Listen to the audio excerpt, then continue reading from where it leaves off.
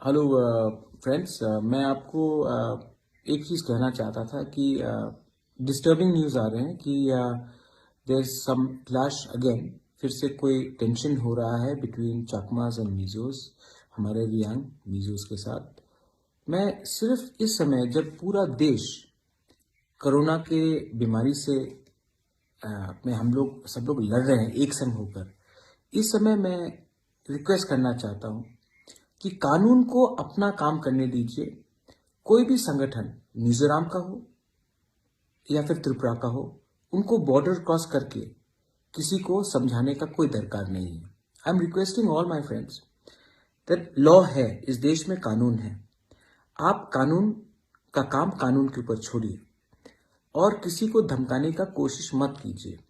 इस समय हम अगर कम्युनिटी और जात का राजनीति करेंगे तो नुकसान आप ही का होगा। हमारे चकमा लोग बहुत चिंतित में थे, हमारे रियांग के लोग बहुत वरिड थे, बहुत लोग जो मिजो से उनको वो भी बहुत वरिड थे।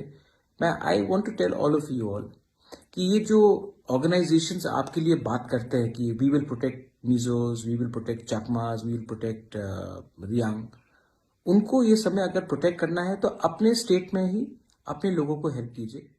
त्रिपुरा में आकर